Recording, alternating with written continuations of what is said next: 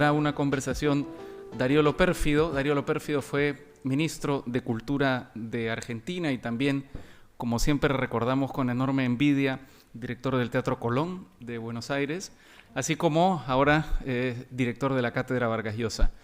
Este es un diálogo entre ambos, pero en el que quisiera invitarlos a ustedes a participar con sus preguntas, con sus comentarios, y estoy seguro que será muy satisfactorio para todos. Por favor, Darío. Buenos días. Un placer tener el honor de hablar con Héctor aquí y el extraordinario honor de hablar delante de Mario, que nos ha puesto nerviosos. Estábamos tranquilos y vimos que el maestro Vargas Llosa estaba aquí y ahora, bueno, no, es un chiste, vamos a disfrutar enormemente con esto. Como decía Raúl, este tema del panorama de la literatura colombiana más bien tiene que ver con hablar y con conocer a escritores colombianos, no venimos aquí a hacer una cosa académica sobre... gracias.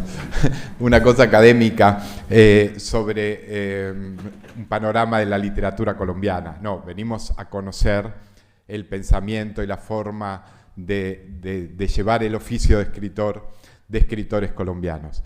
Y en este sentido es muy interesante lo que nos pueda contar Héctor, porque Héctor es un escritor muy importante y muy prestigioso y conocido en toda Iberoamérica. Hablábamos cuando veníamos acá, nosotros creemos mucho más en la universalidad de los escritores, pero además Héctor es un hombre muy comprometido con su tiempo y que ejerce, como Mario hace desde hace muchísimos años, la labor del periodismo también, porque escribe libros, pero escribe todas las semanas artículos periodísticos sobre la realidad mundial y colombiana. Y para empezar, Héctor, nos quedamos con la extraordinaria charla de ayer entre Mario y Cartarescu, y ahí surgió un tema que a mí siempre me despertó mucha curiosidad y sobre el cual te quería preguntar.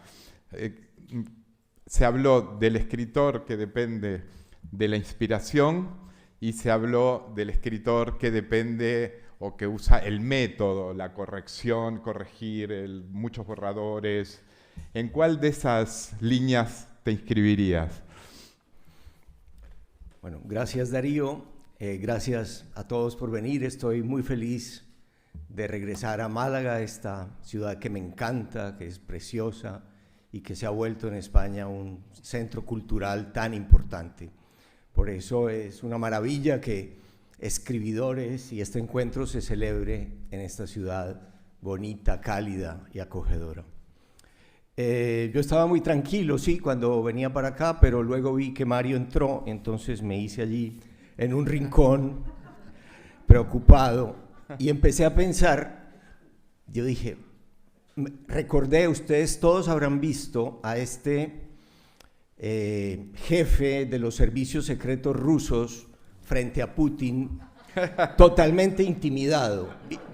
Y yo dije, pero yo no siento eso. Es decir, ese hombre le preguntaban, bueno, ¿y qué le parece? ¿Aprueba usted que entremos en Donbass? Y él, bueno, sí, y le temblaba la voz.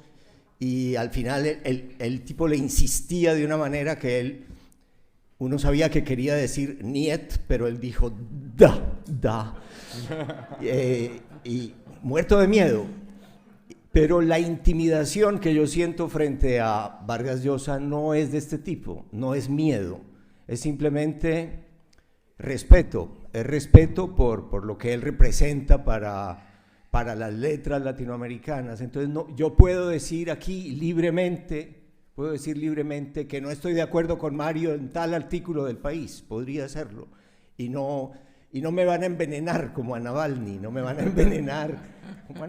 De eso se trata. Y ayer Cartarescu decía algo muy bonito y muy importante. Él decía, si estamos aquí en Málaga hablando libremente de literatura, de política, de lo que queramos, es gracias a que hay unos civiles enfrentados a los tanques rusos en las calles de Kiev y de todas las ciudades. Y eso me parece a mí muy bonito. Y es verdad, además, de lo que se trata es de defender la libertad, defender la posibilidad del disenso, la posibilidad de discutir abiertamente de lo que queramos. Pero como no vinimos a hablar de política, que podríamos discutir, y si quieres más adelante lo hacemos, sino de literatura, tu pregunta me parece muy importante, porque yo ayer noté dos posiciones muy claras, que podríamos usar la palabra escribidores. Dos posiciones. Mario siempre se ha definido como un escribidor esforzado, disciplinado. Es un ejemplo en ese sentido para todos nosotros los escritores. Él es capaz de hacer un libro de ensayos cada año sobre Flaubert, sobre Onetti, bueno, sobre Borges, y uno dice, ¿a qué horas hace tantas cosas? Y una novela cada cierto tiempo, cada 2 o 3 años. En cambio, Cartarescu decía, no, yo no soy un escribidor esforzado, es un poeta inspirado. Decía, Mario Vargas Llosa no cree en la inspiración, yo solo creo en la inspiración. Entonces hay como dos escuelas, pero él justificaba esta distinta perspectiva del escribidor esforzado y el poeta inspirado, en que él, más que prosista, era poeta. Y en ese sentido creo que tiene razón. Es muy distinto escribir poesía que escribir novelas o escribir prosa en general. Los que escribimos novelas y prosa podemos esforzarnos, podemos tener disciplina cotidiana. Una vez yo le dije a Vargas Llosa, no, es que no me salen los libros, no voy a volver a escribir, estoy bloqueado. Y él me dijo, no, uno se sienta y corrige hasta que le gusta lo que no le gusta. Y es verdad, se puede hacer así. En cambio el poeta no, los poetas tienen fama de vagos, y es que los poetas tienen que ser vagos, porque la poesía llega cuando le da la gana. La poesía, tú no te puedes, me voy a sentar a escribir un poema. No, así no funciona la poesía. La poesía de verdad es como si la dictara el Espíritu Santo, los evangelios. La poesía es como si la dictara una potencia que te llega. Yo, de hecho, he escrito poesía, pero nunca he escrito poesía disciplinadamente. Escribo poesía cuando, por un milagro que hace años que no me ocurre, me llega algo que suena poético. Pero en cambio escribo novelas con el sistema que Vargas Llosa nos ha enseñado, incluso literalmente, primero en un cuaderno, luego pasado en limpio y luego corrigiendo y corrigiendo y corrigiendo una y otra vez. Y creo que así se pueden y se deben escribir las novelas, los artículos de prensa que mencionabas, pero probablemente la poesía no. Un soneto de circunstancias sí se puede escribir así, haciendo rimas, pero la verdadera poesía se tienen que escribir, como decía ayer Cartarescu, como borrando lo blanco de la página hasta que aparezca un texto que ya estaba ahí, que me pareció también una imagen muy, muy bonita. Bien. Héctor, en la mesa anterior ayer, en la que estuvieron Rodrigo Blanco, Patricia Soleil, José Carlos Llop y Alfonso Cueto desde Perú, que moderó Raúl Tola, conversaron de un tema que a mí me interesaba mucho, pero además me despertó mucha curiosidad en todo este tiempo. El mundo viene atravesando cosas espantosas, ¿no? Como la pandemia, y ahora cuando creíamos que el horror de 2 años espantosos en el mundo había pasado, Putin nos tenía preparada una sorpresa para que no empecemos a alegrarnos demasiado. Ahora, estos 2 años fueron muy, muy complejos, porque una mezcla de encierro con imposibilidad de moverse, con viajar, con gente que moría y sus familiares no podían despedirse de sus muertos, o sea, una situación de agobio muy grande que produjo muchas cuestiones, muchas cosas vinculadas a la depresión y muchas cosas colaterales, más sumado a la angustia de gente que perdía su empleo, que perdía su pequeña empresa, su negocio y esto. Y se preguntaban si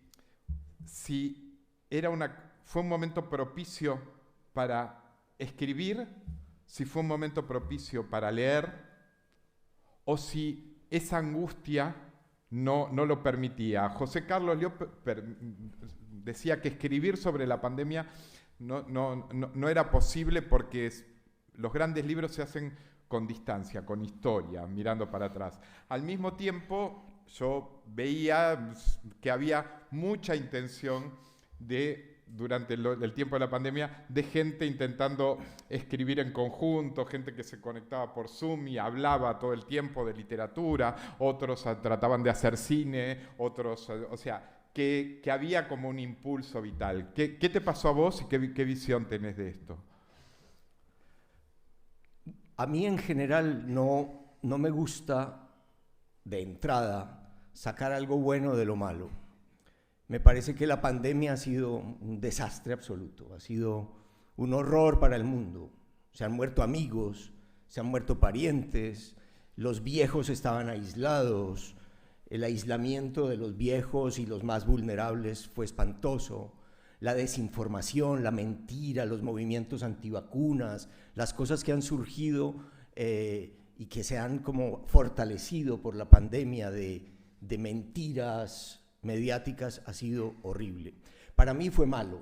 Yo estaba escribiendo una novela sobre un periodista perseguido por el cartel de la cocaína de Pablo Escobar en los años 90 del siglo pasado, de un periodista que trabaja en el periódico en el que yo escribo mis columnas, El Espectador, que Pablo Escobar mandaba recoger los periódicos del Espectador antes de que pudieran llegar a los kioscos o a las casas y los quemaba en una actitud así muy putiniana contra la información.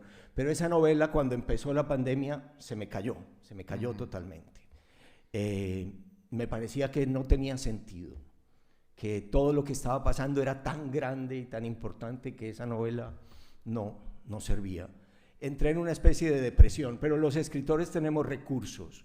Un recurso maravilloso es hacer otra cosa que tenga que ver con la escritura. Y yo me puse a traducir a Kipling, me puse a traducir unos cuentos de Kipling, las Just So Stories, para jóvenes, son cuentos infantiles. ¿Por qué? Porque no lograba escribir, entonces traduzco. Y me puse a traducir a Kipling. Y yo digo que Kipling me salvó, Kipling me mantuvo con la mano caliente, me mantuvo jugando con las palabras, me mantuvo viendo la importancia de las historias. Investigando sobre estas Just So Stories, que yo traduje como los cuentos como son, me di cuenta de que eran unos cuentos que Kipling le contaba a su hija de 7, 8 años y que luego él empezó a publicar en una revista. Y yo no sabía de dónde venía ese título, Just So Stories. Y era que su niña siempre le decía que se los tenía que contar igual, como suelen hacer los niños. Se los tenía que contar just so, como son, como es, siempre como es. Y tanto a Kipling como a la niña, estando en Estados Unidos, les dio una neumonía. Y esto era lo bonito, esto unía el libro de Kipling con la neumonía típica que llegaba de la China y que estaba matando a gente por racimos en todo el mundo. Y tanto Kipling como su niña estuvieron muy mal, agonizando, estaban en Massachusetts, y Kipling sobrevive y la niña se muere. Y entonces él se dedica a recoger, fue lo que lo salvó de la depresión, del horror de la muerte de su hija, fue que se dedicó a recoger y a pasar en limpio los cuentos que le contaba a su hija. Es lo que a veces hace la literatura, nos salva trabajando. Claro que los amigos de Kipling dijeron, él nunca volvió a ser como antes, después de la muerte de Teffy, de su niña. Pero más o menos se recuperó, bueno. pasando en limpio esos cuentos que le contaba a su hija, y que cuando uno sabe esto y los lee son profundamente conmovedores, porque siempre hay ahí como una niña que interviene, que hace preguntas inteligentes, y bueno, la literatura sirve para muchas cosas, pero sirve también, en este caso de Kipling, él me lo enseñó, para a través de las palabras sobrevivir a una tragedia personal muy, muy grande. Sí, ayer sí, se comparaba, se hicieron dos casos como emblemáticos, ¿no?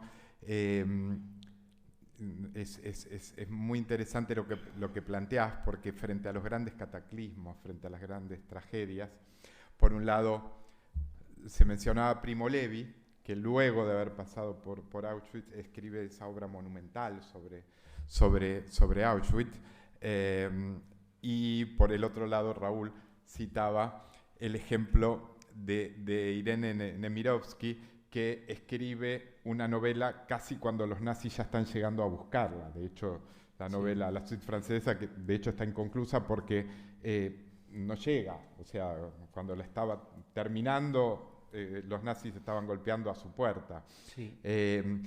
Y es, volviendo al tema de la pandemia, ¿tú crees que dentro de un tiempo van a empezar a haber libros que traten el tema de la pandemia o que incorporen el tema de la pandemia como un relato de lo que pasó en estos años, o verdaderamente como vos bien decís, como una tragedia, ¿no? como un desastre humanitario?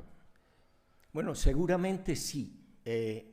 Los seres humanos vivimos rodeados de enfermedades mortales y de pestes a lo largo de la mayor parte de la historia.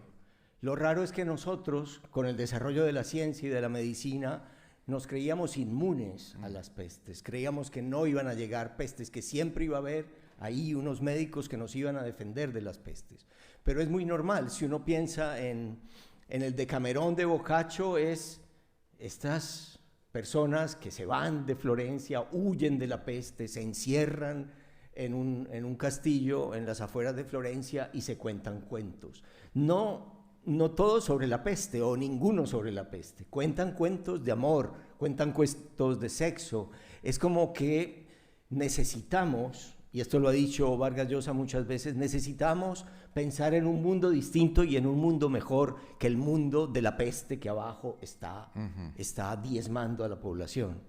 Entonces, no sé, a mí me parece que uno lucha contra la peste o lucha contra la pandemia de muchas maneras, también dándoles como esperanzas, como otra cosa en que pensar a los que leen. Una de las cosas más bonitas que me han pasado en estos días es que a mí hace menos de un año me tradujeron al ucraniano o al ucranio El olvido que seremos. Y la traductora, que se llama Maribel, me mandó una foto desde un refugio subterráneo en Kiev, y me dijo: aquí estamos mis amigos y yo, porque está con un grupo de teatro, leyendo en voz alta el libro tuyo. Y me pareció, y me mandó la foto, y la tengo, y me pareció tan bonito, como que aunque afuera haya bombas, aunque uno esté muerto de miedo, la lectura entre varios, la lectura en voz alta, pueda distraernos de la muerte, porque un poco eso es también la función de la literatura, distraernos de la muerte. Si uno piensa en uno de los libros más hermosos que existen, que es el libro de las 1001 noches, o el libro de las 1000 noches y una noche, es un libro también contra la muerte. Este sultán celoso que está decapitando a todas las mujeres porque una mujer lo traicionó con el último de sus vasallos, y que cada noche se acuesta con una doncella y al amanecer la mata. Lo que hace Sherezada es seducirlo por medio de cuentos que deja en punta, y así combate la muerte dejando los cuentos en punta, contándole historias. Probablemente se hablará de la peste como Camus habló de la peste en el norte de África, pero de un modo como más sutil, más simbólico, no necesariamente de la peste que nos encerró y que mató a tantas personas. La literatura siempre busca caminos marginales para hablar de lo que ocurre. Héctor, hay un tema que siempre es bonito de analizar, que es la relación entre la literatura y el cine. En algunos casos hay novelas que se hacen películas y el autor ya no está vivo, o en algunos casos el autor no se involucra, y en otros casos el autor se involucra. Y bueno, El olvido que seremos es un libro tuyo, por un lado, muy trascendente, muy importante, que nos marcó a todos en un momento, a todos los que lo leímos, nos parece.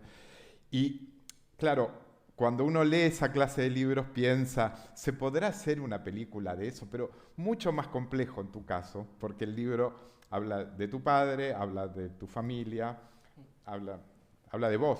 O sea, yo ayer te preguntaba y me decías, ¿vos fuiste co-guionista? Porque así figurás en los créditos. ¿Cómo fue tu involucrarte en la película? Y cómo sentiste, porque me imagino la complejidad, porque no es una novela que tú ves que se hace una película y que tiene que ver con los otros. Lo que tú estás viendo en esa película son tu madre, tus hermanos, tu padre, tú mismo. Uh-huh. Bueno, Darío, mira, yo tengo dos traumas graves. Un trauma, digamos, infantil y un trauma juvenil. El trauma infantil es que mis hermanas eran grandes bailarinas, son grandes bailarinas. Ayer se lo contaba a alguien que me estaba hablando de tangos. Y claro, yo sé cantar, tengo más o menos buen oído, buen ritmo, pero cuando me ponía a bailar, todas mis hermanas se burlaban de mí, que eran 5 hermanas, se morían de la risa de que el niñito intentara bailar, y yo, claro, pues dejé de bailar para siempre. Incluso tengo un amigo que me dice que yo escribo pues porque no sé bailar y que si no, no hubiera conseguido jamás una pareja. Ese es el trauma infantil. Y tengo un trauma juvenil, y yo ahora estoy escribiendo una novela que tiene que ver con un cura bueno, que era el mejor crítico de cine que había en Colombia. Era el André Bazin colombiano. Era un gran crítico. Y una vez él me propuso, mira, hagamos un guión juntos. Se trata de un cura que va a salas de masajes. Y este cura, pues, va a este sitio un poco ambiguo para un cura, y le hacen masajes, pero él no puede no involucrarse con su masajista, para decirlo en términos que pasarían la censura franquista, con su prostituta, no con la otra palabra.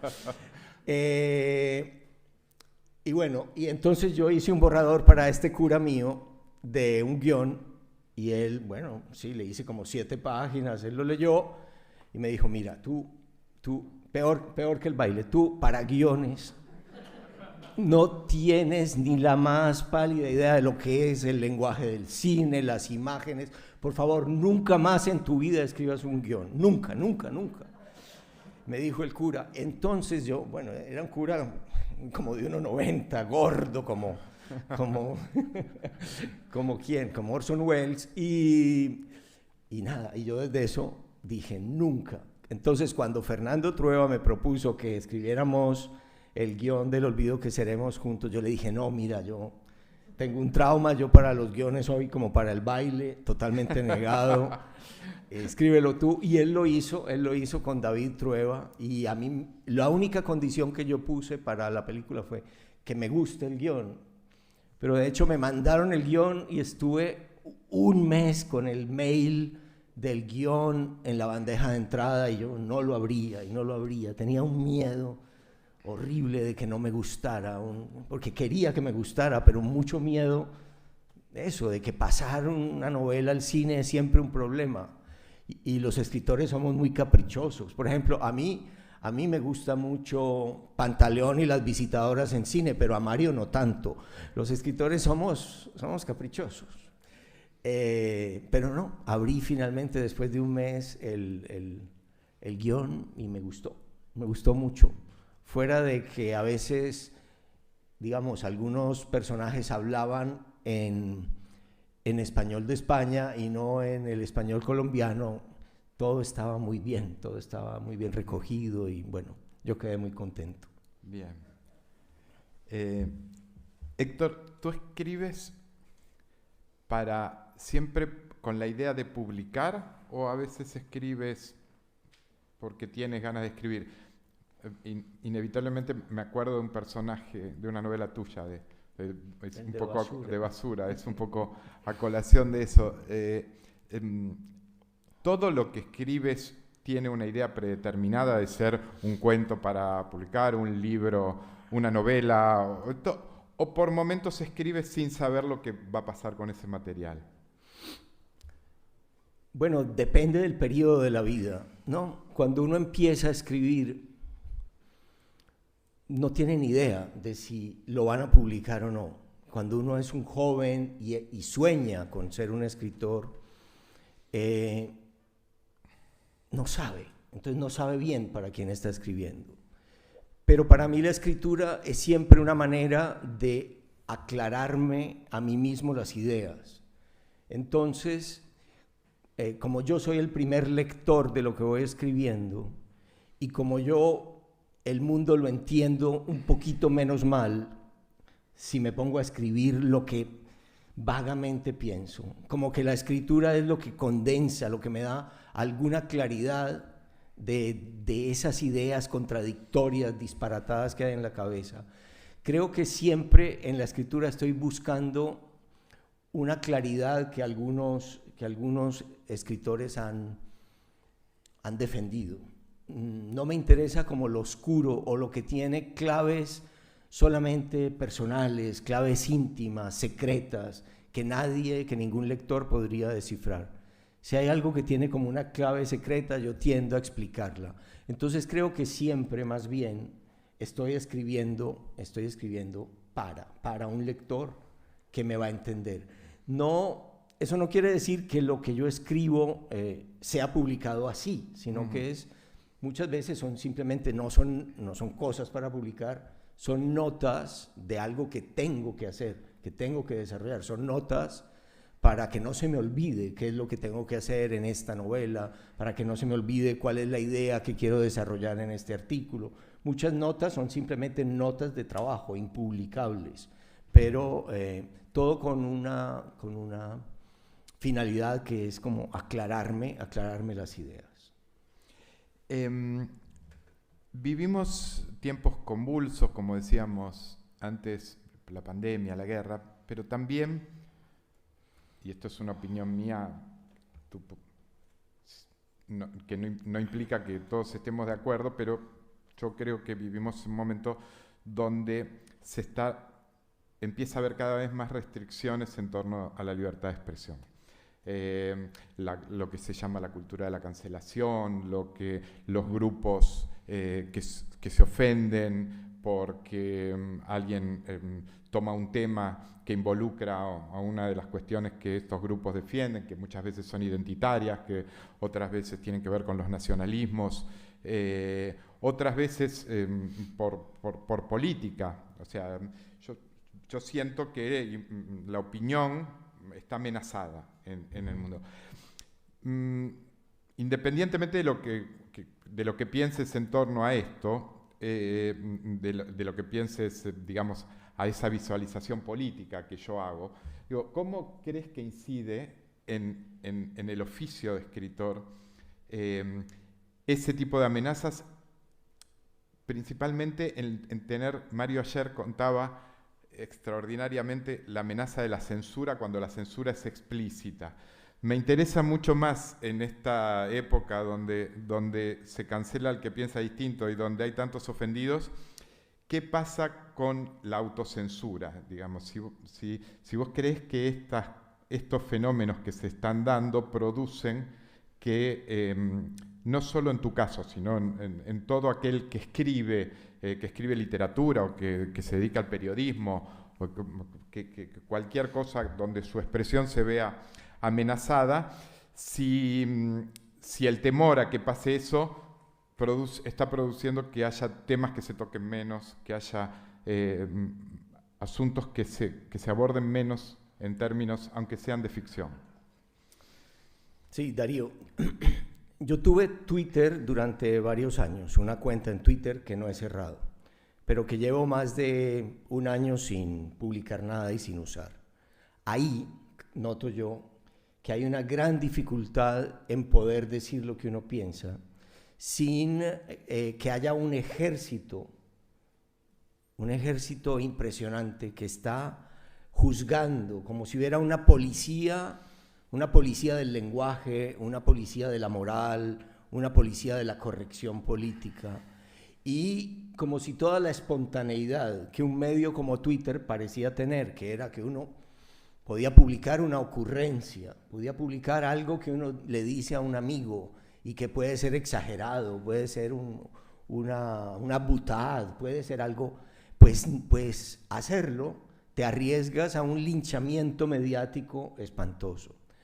Entonces, esa mentalidad de red social te puede contaminar completamente para todo lo que escribas, porque pierdes como la paz, la tranquilidad, la libertad de poder decir lo que piensas espontánea y tranquilamente, sin pensar si estás usando bien o mal imposiciones, que ya son imposiciones, como la del lenguaje incluyente. Ya hay profesores de castellano, de español, que si sus estudiantes no escriben sus ensayos, sus pequeñas notas en lenguaje incluyente, pues no se lo reciben o se lo califican mal o se lo devuelven.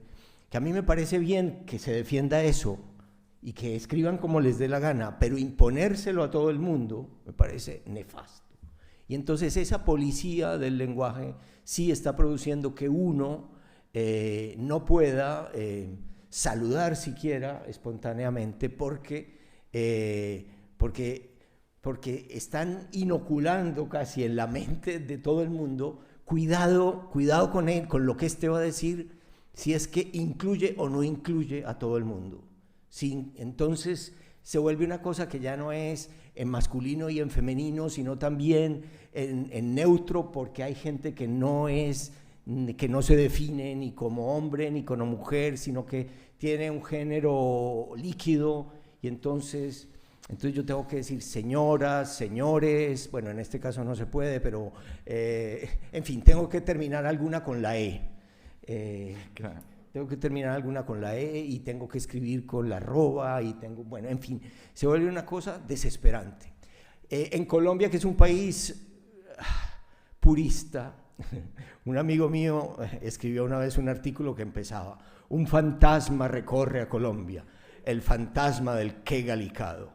Y bueno, ahora hay un fantasma que recorre el mundo, el fantasma de la corrección, de esta nueva gramática de lo que es correcto o no, que a mí me parece que le resta espontaneidad, tranquilidad a lo que podemos decir. Siempre ha habido cosas que uno no se atreve a decirle sino a la almohada o a la esposa o al mejor amigo. Siempre ha habido cosas así que uno no se atreve a decir. Pero es como si ahora hubiera más. Y eso sí es preocupante, y yo trato de deshacerme de esos temores todo lo que pueda, porque escribir con miedo en un régimen totalitario, o escribir con miedo en una sociedad que está siempre a la espera de tus supuestos errores para caerte en jauría a morderte, es algo muy castrante, muy peligroso. Sí, coincido, pero claro, vos decís, tenías la cuenta de Twitter, eras activo en Twitter, y un día lo abandonás por el nivel digamos, de De salvaje, de agresión. Sí. Sí. Ahora, Y de mentira, y de amenazas, y de violencia claro. verbal, y de hartazgo, porque eso, es decir, yo puedo escribir casi en cualquier parte, en la mitad del ruido, en lo que sea, pero no puedo escribir si algo me ha afectado mucho psicológicamente, porque eso te saca de tu Sí, mente. y finalmente, pero finalmente es una restricción a tu libertad de expresión, digamos. Vos dijiste, abandono voluntariamente por... Sí, pero al menos lo abandono voluntariamente, ¿no? Me Sí, imagino que hay países donde te cierran la cuenta de Twitter sí, directamente sí. o no permiten que aparezca. Abandono porque no me convenía psicológicamente y la dejo abierta porque si llego a cerrarla, hay 1000 imbéciles que abren, o 100 que la abren con mi nombre. Con tu nombre. Sí, y Sí, ponen sí. cualquier cosa. Bueno, estoy encantado de estar hablando con alguien que dice cosas tan interesantes como Héctor, pero lo que habíamos hablado previamente cuando planeábamos esta conversación era que podía haber preguntas de parte de ustedes. Estaríamos encantados de recibirlas si quieren preguntarle algo a Héctor. Buenas tardes. Vamos a ver, en primer lugar, hace unos meses tuvo un escritor aragonés aquí en Málaga, la técnica, le preguntaron sobre su lectura qué le ha hecho llorar en los últimos años y él dijo El olvido que seremos, un tal Ignacio Martínez de Pisón. Uh-huh. Y otra pregunta, ¿hay alguien en Medellín, en Colombia, que haya heredado lo que ha hecho su padre por las condiciones de higiene? Quizás hay algún tipo de fundación, de persona que haya cogido la labor de su padre humanitaria en cuanto a la higiene en Colombia. Sí, hay una corporación por la salud pública y la educación que dirige una de mis hermanas y hay una facultad de salud pública que mi papá había fundado como escuela de salud pública en el año 60 o 61, que ahora lleva su nombre y de hecho sí, hay afortunadamente, es decir, en Medellín y en la mayoría de las ciudades colombianas, en este momento usted puede abrir la llave, abrir el grifo y tomar agua limpia, incluso en los barrios más pobres. Solo en los barrios de invasión, que todavía hay, en los barrios marginales, totalmente informales, esto no existe, pero desde los tiempos en que mi papá luchaba por el agua limpia y por la salud pública hasta el momento de hoy, eso ha mejorado. No en muchos pueblos.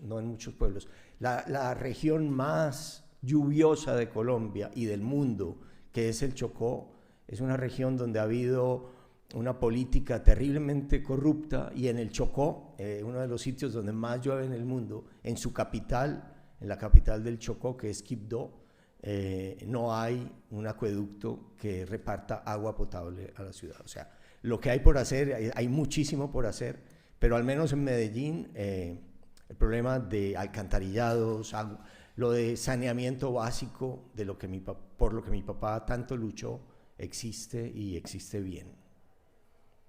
Y lo de Martínez de Pisón, pues nada. Nada, gracias.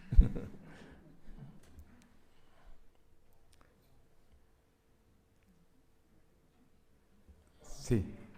Cuando Darío era preguntado por la autocensura, yo he echado de menos algo, y es hasta qué punto en los países donde existe una violencia institucional o una violencia de gángsteres, pues ahora mismo estamos un poco preocupados por lo que sucede en México o por lo que puede suceder también en ustedes. ¿Hasta qué punto, igual que por ejemplo el señor Vargas Llosa nos encantó a todos con la fiesta del Chivo, que denunció algo brutal en un país sudamericano, ¿hasta qué punto les puede influir a ustedes esa violencia? Sí. Hasta el punto de autocensurarse para, aunque quieran denunciar, se cambien las cosas y digan, bueno, cuidado con el juego. Yo no quiero verlo porque en el caso de Saviano o de otros escritores que tienen que Sí. marchar de su país. ¿Hasta qué punto tienen ustedes eso? Supongo en cuenta, evidentemente, ciudadanamente ustedes, si tienen que escribir o que nos apetece, o bueno, cada uno tiene que Mire, yo creo que todos corremos riesgos, hasta el que menos lo piensa. Yo recuerdo mucho que una vez un periodista francés fue a Colombia, me hizo una entrevista en la casa, incluso fuimos al campo, le mostré unas partes de Colombia, hablamos mucho de la situación. Esto fue hace unos, no sé, hace unos 12 años. Y al despedirnos, él me dijo, bueno, me voy muy preocupado por ti, tú escribes unas cosas que a mí me parece que son muy peligrosas sobre, qué sé yo, sobre... Lo más reciente, por ejemplo, que ha producido un impacto como molesto, es que escribí sobre estos exmilitares colombianos que fueron a Haití y mataron al presidente de Haití, y eran mercenarios colombianos, y todos eran exmilitares. Y yo decía, bueno, ¿qué militares, qué soldados está formando el ejército colombiano? ¿Soldados de verdad, responsables, bien formados, o está formando mercenarios? Por ese tipo de afirmaciones él me decía, bueno, tú estás corriendo mucho riesgo. Pues este periodista francés se llama Philippe Lançon, y poco tiempo después de manifestar su preocupación por lo que yo escribía, estaba en una reunión en Charlie Hebdo y le dieron varios balazos, le destrozaron la cara, le destrozaron la mandíbula, a todos sus compañeros los mataron. Y la primera noticia que yo recibí es que Philippe Lançon estaba muerto. Yo lloré a Philippe Lançon como por media hora. Siempre estamos expuestos a que algún poder arbitrario, devastador, quiera responder con la violencia para callarte la boca. Entonces, nadie está seguro, ni siquiera en la culta Francia de las luces, donde Philippe se sentía tan seguro y tan tranquilo de escribir lo que quisiera, pues le pasó eso a él y a sus compañeros. ¿Alguien más quiere preguntar? Sí. ¿Por qué hablan ustedes también? ¿Por qué escriben ustedes también? O sea, hablando de lo del festival literario América, España, España. Yo los leo, yo los escucho, y yo, no sé, tienen una manera de expresarse, tienen una manera de lanzar las ideas. Es cuestión de educación, es cuestión de qué. No, ¿sabes qué? Yo estoy convencido de una cosa,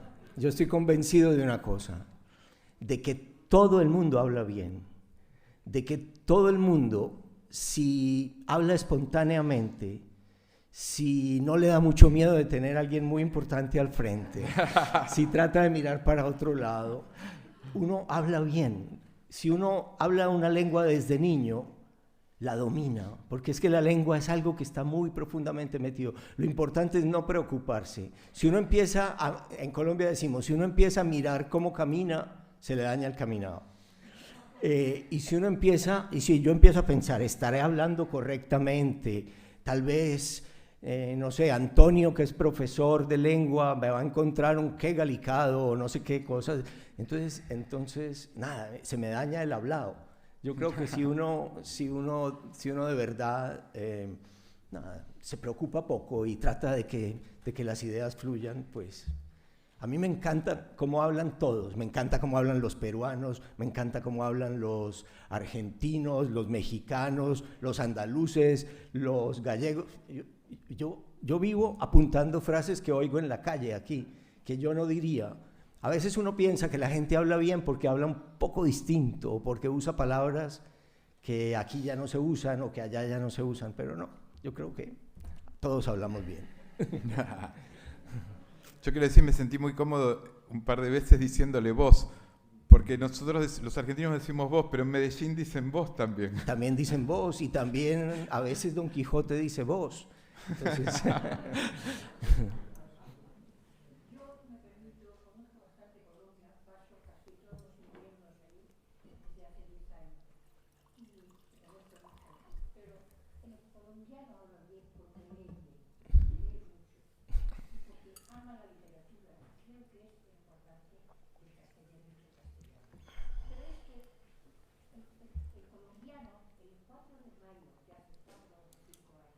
de acuerdo que este señor con Juan Gabriel Vázquez en el Palacio de Congreso, en Cartagena, tiene una entrevista, un conversatorio sobre la influencia de Flaubert en la literatura latinoamericana.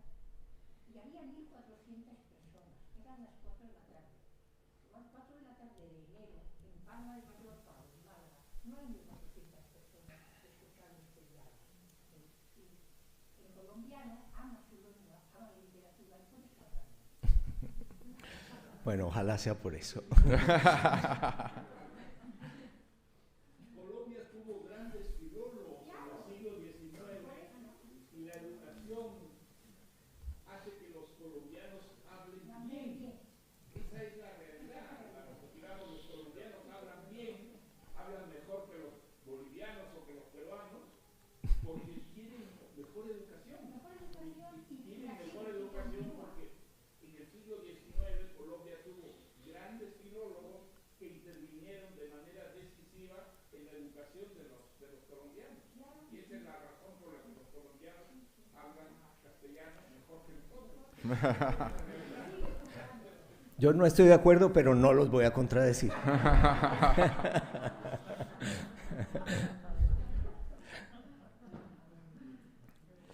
Héctor, ¿qué reflexión? Justo la señora mencionó a Juan Gabriel Vázquez. ¿Qué reflexión podés hacer? A mí me impacta mucho cómo El olvido que seremos y la última novela de Juan Gabriel, Volver la vista atrás, hablan de tragedias familiares por la violencia. En el caso de tu novela, por lo que le pasa a tu padre, que era un luchador humanista, y termina asesinado por enfrentar, digamos, la posición de mucha gente por sus posiciones personales. En el caso de Juan Gabriel, el relato sobre Sergio, sobre la vida de Sergio Cabrera, por una familia que toma una decisión un poco loca, que por sus ideas de izquierda se van a China y los niñitos se van a China y los padres lo dejan en China, y luego eso produce que Sergio y su hermana vuelvan a Colombia y se incorporen a la guerrilla y todo. O sea, ustedes han sabido convertir un desastre en obras literarias fantásticas, pero ¿qué reflexión te despierta eso? Familias destruidas por la violencia en Colombia.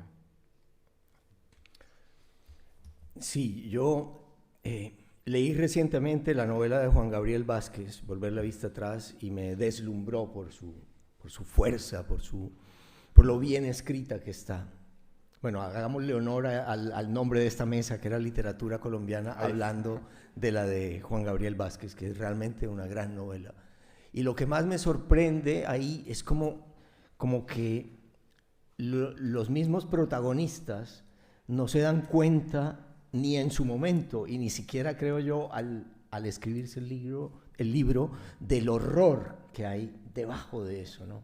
Del lavado de cerebro, de la miseria humana que aparece como muy sutilmente, sin que Juan Gabriel nunca lo diga, ni cargue la mano, ni juzgue a nadie. Aparece ese horror del fanatismo en esa novela. Pero lo que hemos tenido también los escritores colombianos es mucha suerte de que nos lean, por ejemplo, en España, porque en general los viejos no leen a los jóvenes. Los viejos grandes escritores, nada, como que se les jubila la mente y se quedan hablando siempre de los mismos. Si son del boom, solo hablan del boom, y si son, no sé, si son argentinos, solo hablan entre ellos. Nosotros tuvimos la suerte de que hubiera un escritor mayor que nosotros que siempre nos lee y que publica artículos hablando bien de las novelas de Javier Cercas, de Juan Gabriel Vázquez. Bueno, Cercas no es colombiano, pero como si lo fuera. Y como con una generosidad increíble, leyendo a personas que tienen, no sé, 20 o 30 o 40 años menos, con una generosidad y una apertura mental impresionante. Y yo creo que por eso siempre tenemos que estar muy agradecidos con el que nos ha abierto las puertas ante muchos lectores españoles y de toda América Latina fuera de nuestros países. Y no voy a decir el nombre porque es obvio, pero eso nos ha ocurrido, y lo agradecemos profundamente. Bueno, Héctor, muchísimas gracias por tu presencia, por haber venido a Málaga, a mí me gustaría tomar eso que hemos hablado, el tema del que hemos hablado, lo que significa la literatura, lo que significa la lectura, no ya por la belleza, sino por lo que habláis vosotros, los relatos, sino lo que significa desde el punto de vista educativo. Me dedico a la educación y me dedico a estudiar qué significa la lectura en la transformación de la mente humana. Don Mario lo ha mencionado en varias de sus intervenciones, lo que significó para él el aprendizaje de la lectura, y hay un ensayo en el elogio de la educación, ¿no? Según la literatura y la lengua, lo que significa para la transformación de la mente humana. El aprendizaje de la lectura no es simplemente la adquisición de una tecnología, es la adquisición, es una transformación fundamental de la forma de pensar. Es un amueblamiento de la cabeza como no lo produce ninguna otra actividad.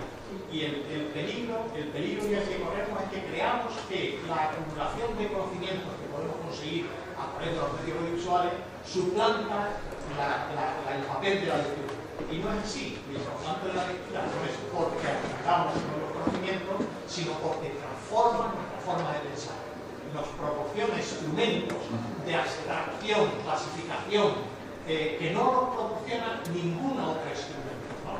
Y esto lo hemos hablado varias veces, y es una de las cuestiones que muchas veces en estos encuentros de literatura he hecho en falta esa faceta de lo que significa en la educación el papel de la lectura, ¿no? Muchas veces nos olvidamos, creemos que algo que es impresionante, que aprender un niño, que aprender todo eso es complicadísimo, y no nos preocupamos, y hay un problema ahora mismo en la educación. Yo trabajo en una facultad de educación y parece mentira que a nuestros maestros no los entrenemos sobre lo que significa esa transformación con la adquisición de la lectura. Sí. Bueno, yo tuve el gusto de conocer a Antonio porque va con cierta frecuencia a Medellín a hablar de la importancia de la lectura. Ayer estaba sentado junto a él cuando hablaba Mario y él dijo que este festival se hacía también para promover la lectura, para que la lectura se defendiera y fuera importante para todos. Y bueno, Antonio me pegó un codazo. Y de eso se trata, es decir, el habla es espontánea. Yo creo que todos hablamos bien, es espontáneo. Hay casi un órgano del lenguaje, dicen los lingüistas más contemporáneos, como si tuviéramos, así como hay un hígado que secreta bilis, el cerebro secreta lenguaje. Todos los niños a los 3 años hablan y hablan gramaticalmente bien en su idioma. En cambio, aprender a leer y a escribir es una cosa artificial, es un invento humano, es un invento de la cultura. En eso hay un cuento de Kipling de los que traduje, que es lindísimo, que es fantástico, no es así no fue, pero se llama Cómo nació el alfabeto y es muy lindo.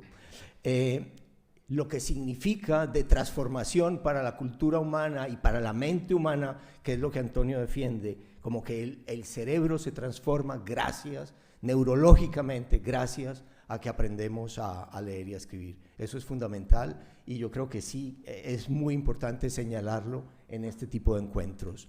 Lo que ayuda a aprender, a pensar, a aprender a comprender las cosas de otra manera mucho más profunda si tenemos la herramienta, no solo la del lenguaje hablado, sino también la del escrito y la de la lectura. O sea que sí, te apoyo completamente en esa lucha tuya por la lectura. Sí, es irreemplazable, ¿no? Sí, en la formación intelectual de un niño, de una persona, la lectura no tiene reemplazo. Nada. Sí. Perdón, ahora al fondo querían hacer una pregunta. Gracias por estar aquí. Yo quería una cosa. Vengo recientemente de Colombia y me llamaba mucho la atención del final de un proceso de mucho sufrimiento para el país y el comienzo de otro proceso. Y coincido con vosotros en que lo que creemos, creamos, y por eso me parece importante el papel de los relatores y de los narradores.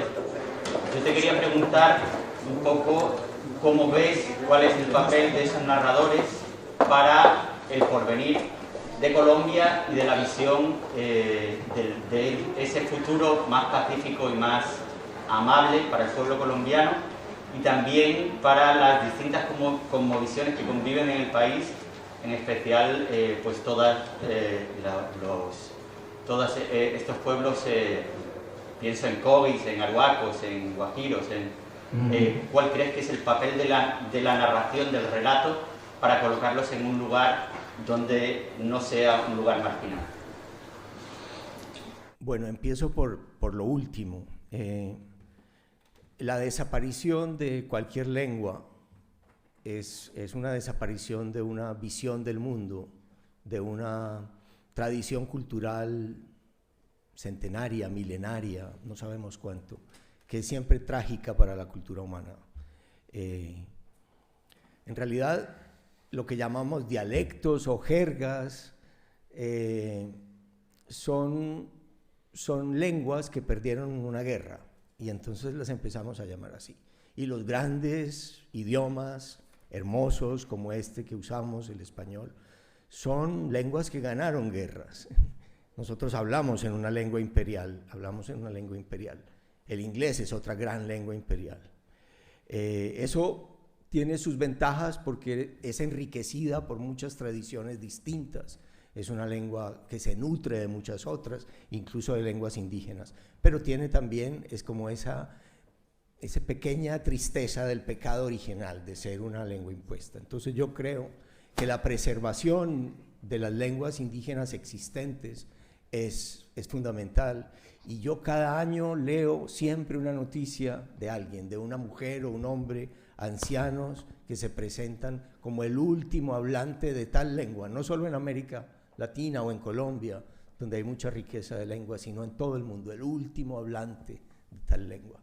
Parece ser que, por ejemplo, que en Siria hay algunos hablantes de arameo, poquísimos, que era la lengua que hablaba Jesucristo. Y uno pensar que todavía hay unos que hablan arameo, que era la lengua que supuestamente hablaba Cristo, pero que se está extinguiendo, nos da las dimensiones como de lo triste que es perder cualquier lengua, por pequeña o marginal que sea. Ahora, yo creo que, desgraciadamente, las personas de cultura,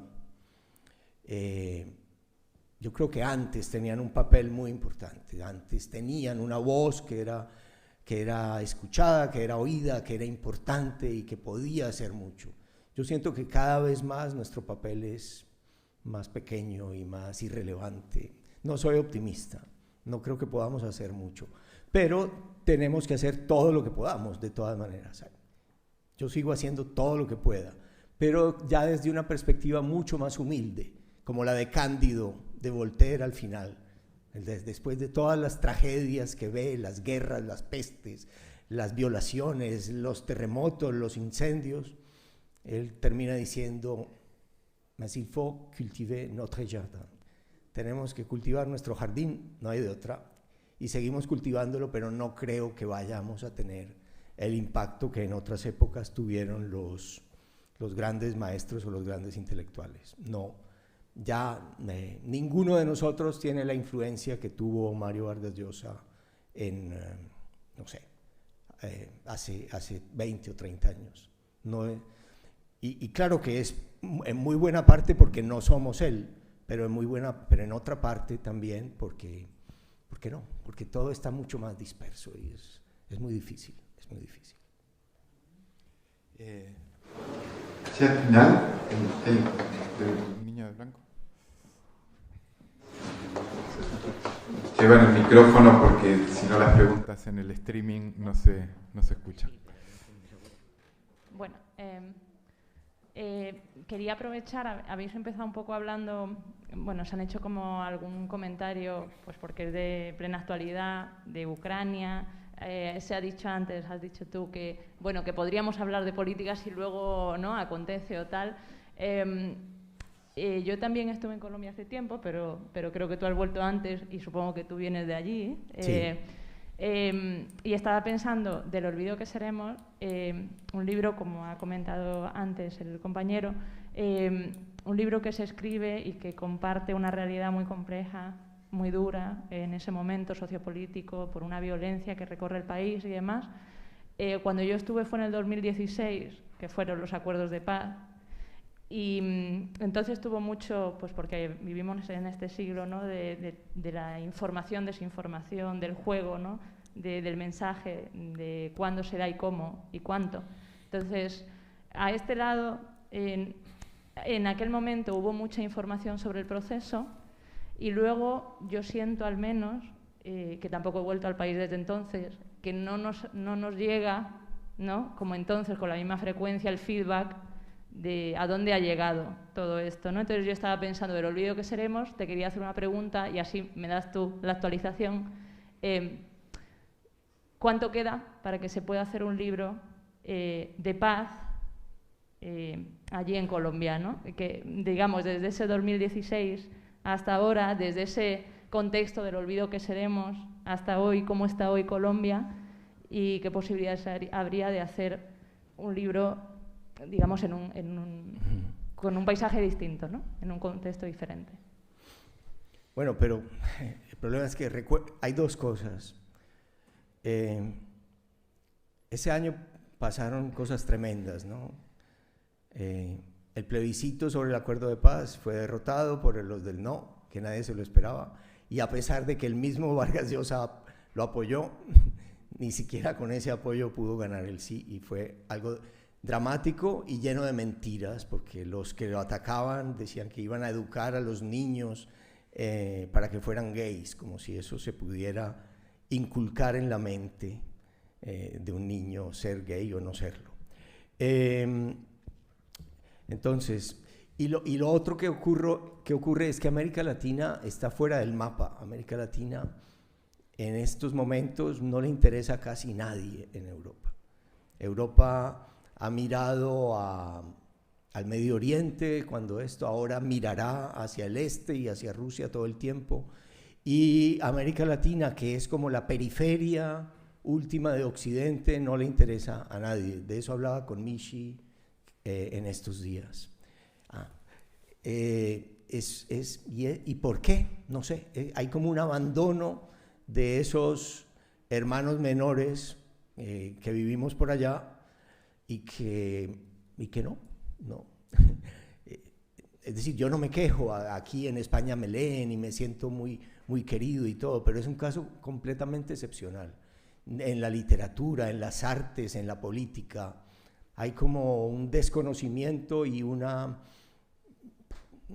desinterés que yo no entiendo bien a qué se debe por lo que ocurre en Colombia o en toda América Latina.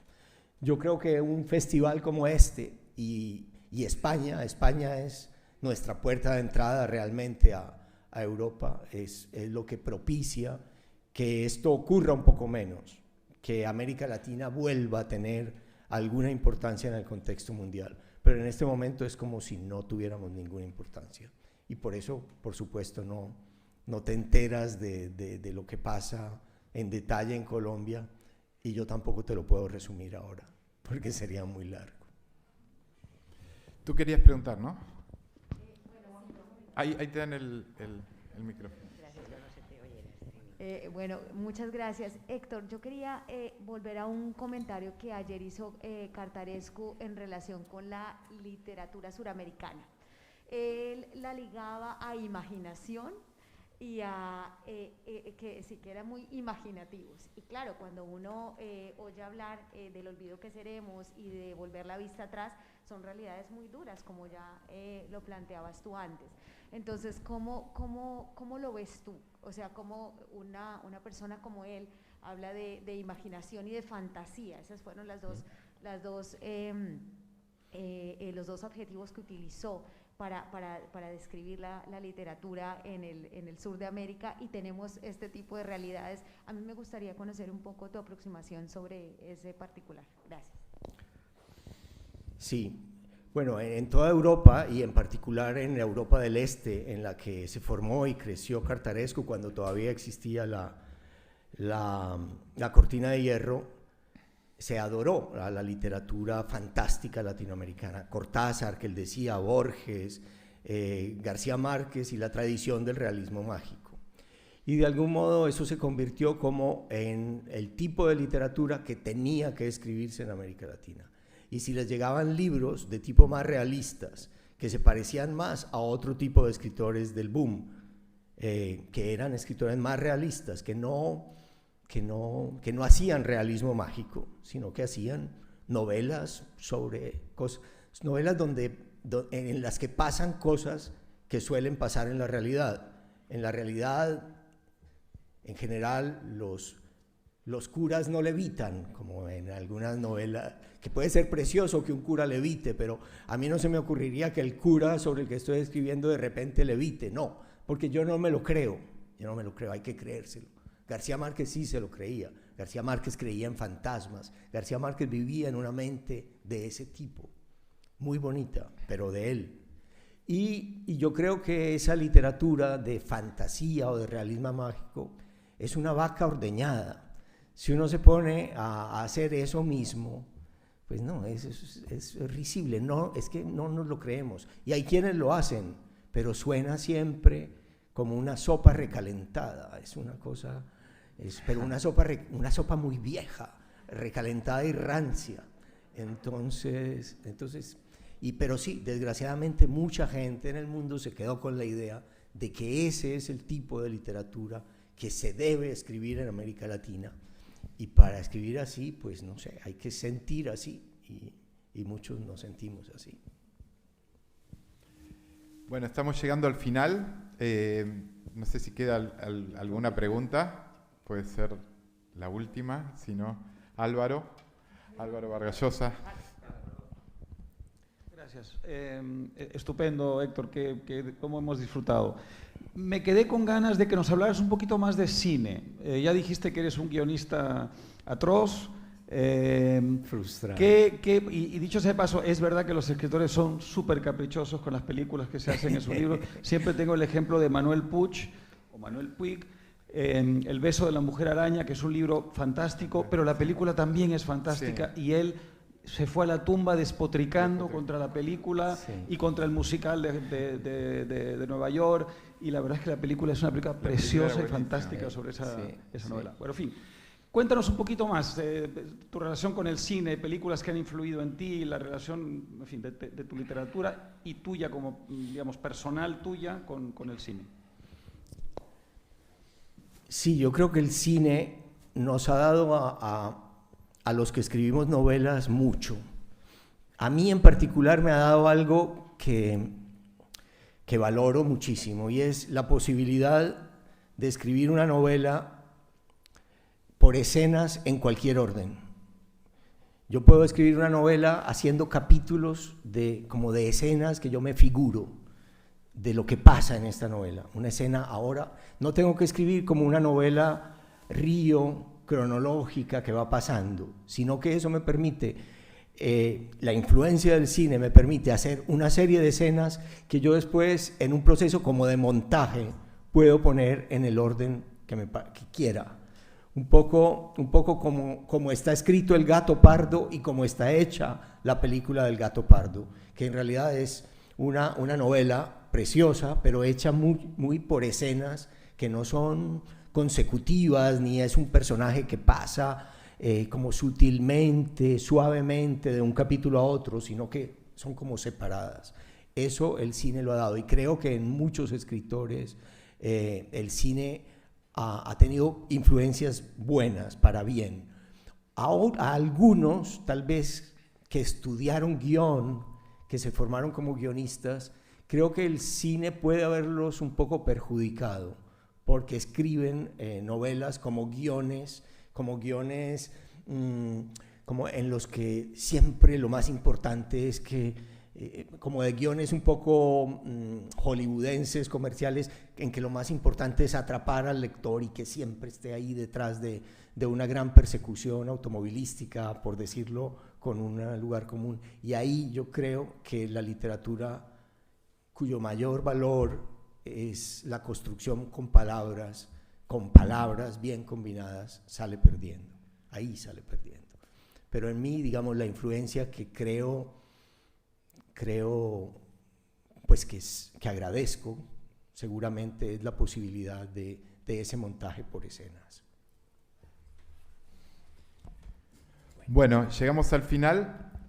Muchísimas gracias a todos por venir. Muchas gracias por el interesantísimo aporte en preguntas que han hecho. Y vamos a agradecerle a Héctor por realmente lo interesantísimo de las respuestas y todas las reflexiones a los que nos llevó, y por su obra y por estar aquí.